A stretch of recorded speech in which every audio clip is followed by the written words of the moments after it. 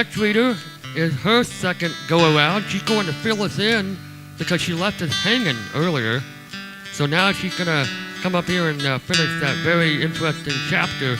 Let's put our hands together for Lela Merrell Savage.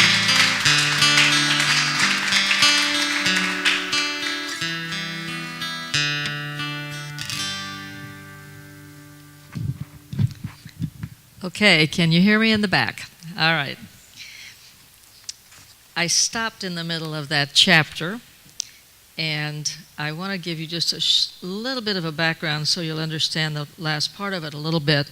My first book was a triangle of areas. Started out in the Napa Valley, went to San Francisco, and then ended up in Warsaw, Missouri. Warsaw is my birthplace. I am a Benton County girl and proud of it. So part of this you will understand a little bit more, I think. I will go back and just recap that last line that Pick said, or about Pick. The next time Pick saw her would be almost 10 years later, and the instant recall from that old memory came in a rush. Now we're going to go to Annika's thoughts. Annika would later recall those moments herself.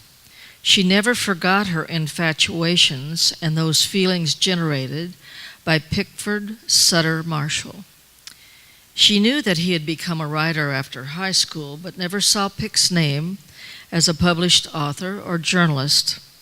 She'd lost track of him, but often wondered about any accomplishments. In her view, he was an outstanding writer.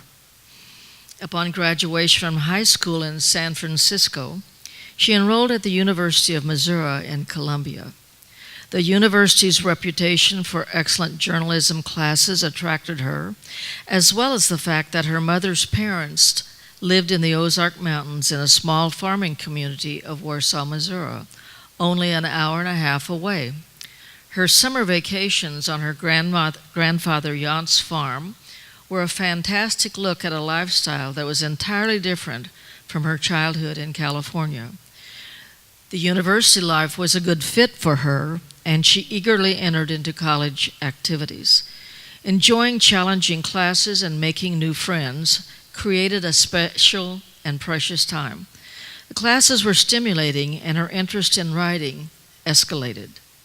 It had become her habit to scroll through new authors and writing publications. She never explored why this had become an obsession, but occasionally wondered.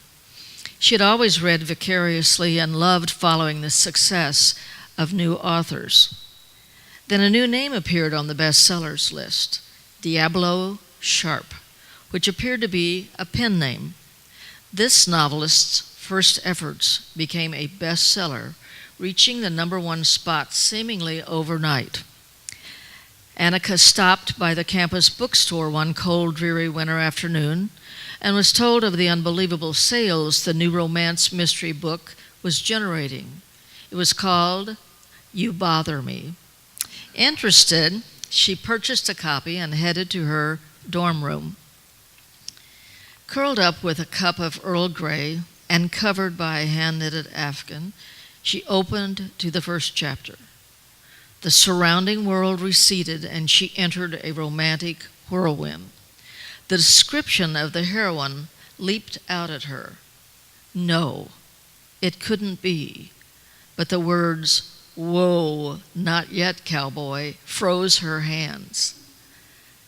Why would anyone write those words? Unless